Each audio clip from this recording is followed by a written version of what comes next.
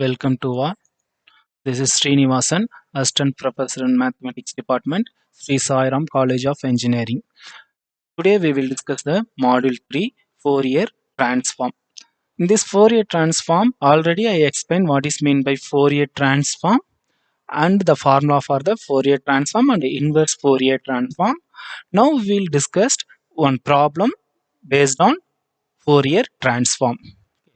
The problem is find the Fourier transform of f of x. Function is a square minus x square. The interval is modulus x less than or equal to a. And another function is 0. When it is 0, the interval modulus x greater than a. And deduction ends that is that the first deduction is 0 to infinity sin t minus t cos t divided by t cube into dt equal to pi by 4. This is the first deduction and this is the second deduction. So before going to solution, we first will discuss the interval. That is the very important for this problem. What is the interval they given? Modulus x less than or equal to a. The meaning of modulus x less than or equal to a is nothing. The interval minus a to plus a. So x occupied in the interval minus a to plus a. The interval minus a to plus a, the function is a square minus x square. And the remaining all the intervals in the function is 0.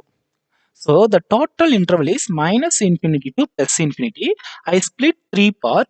One is minus c the solution. One is minus infinity to minus a. This is one interval. And another interval is minus a to plus a. And another interval is a to infinity. So minus a to plus a only the function is having a square minus x square. Remaining all the interval the function should be 0. So now find the Fourier transform. So now we have to find the Fourier transform. We know the formula Fourier transform of f of x equal to 1 divided by root 2 pi interval minus into plus infinity f of x e power isx into dx. Okay, so now substitute the interval. The first interval is minus into plus infinity and the function is 0. And the second interval is minus a to plus a and the function is a square minus x square. The third interval is a to infinity and the function is 0. In the first interval, the function is 0 and the third interval, the function is 0. So first term is 0 and the third term is 0. We get only the second term. It is minus a to plus a square minus x square into e power isx into dx. What is e power I theta? Clearly we know e power I theta equal to cos theta plus I sin theta. Here theta equal to sx. So cos x plus I sin sx into dx. So this is e power isx form. Now we can split in the two terms. First term is cos sx into this interval. Second term is sin sx into this interval.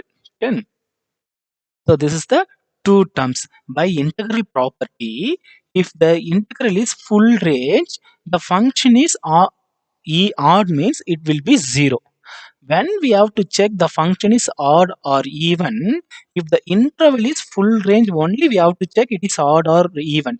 So clearly this is full range minus a to plus a, and we know cos sx a even function, cos theta is a even function. So clearly we get some value for this term. Come to next term. The interval is full range but the sin theta is a odd function.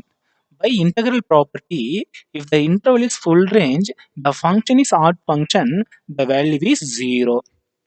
So in this line I clearly explained sin sx is a odd function, therefore a square minus x square into sin sx is a odd function, so this value is 0.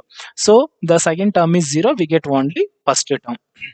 See the interval is full range, so I convert to half range, that is 2 into 0 to a square minus x square into cos sx into dx. Now apply Bernoulli's formula, 2 divided by root 2 pi a square minus, take the first term, integrate the second term. What is cos x integration? Sin sx divided by s, and change the sign, differentiate the first term. So a square differentiation is 0 minus x square differentiation is 2x, and integrate the second term. Sin sx divided by s integration is minus cos sx divided by s square. Next change the symbol. First one is plus, second one is minus, third one is plus, and differentiation minus 2x differentiation minus 2 and integration. And next term also change the symbol here plus. Next term is minus. Differentiation of 2, we get 0. So hereafter all term is 0. Okay. So Bernoulli's formula is nothing. One more time I will explain. Take the first term, integrate the second term. Change the symbol, differentiate the first term, integrate the second term. Change the symbol, differentiate the first term, integrate the second term. Change the symbol, differentiation first term, integration the second term until we get 0. Yeah. Now substitute upper limit. What is your upper limit? Upper limit is a. So replace x equal to a. This is a square minus a square 0. So the entire value is 0. Minus into minus plus, plus into minus, minus. Replace x equal to a. We get this term. Minus into minus plus, replace x equal to a. We get this term. This is the upper limit. Minus, substitute the lower limit. What is the lower limit? Is 0. Replace x equal to 0 in the first term, we get sine 0. Sine 0 is 0, so the full term is 0. And replace x equal to 0, here 2 into 0, 0, so entire term is 0. Here replace x equal to 0, we get 0. So we get only this term. Here 2 is taking outside, so 2 divided by root 2 pi, here 2 sin as s cube minus 2a cos as divided by s square. See the denominator, here s cube is available, here only s square is there. So I convert to this is s cube. How to convert s cube? Just I multiply in the numerator s and also multiply in the denominator s. So 2 taking 2 outside, we get 4 divided by root 2 pi sin as divided by s cube minus here as I multiply here s and here I multiply s. So I got the s cube. Why? The denominator is equal. So we can equal the denominator. Sin as minus as cos as divided by s cube. This is our required Fourier transform. So next we have to solve the deduction. If you want to solve the deduction, we will use only the inverse Fourier transform. So we know the inverse Fourier transform formula. This is the inverse Fourier transform formula.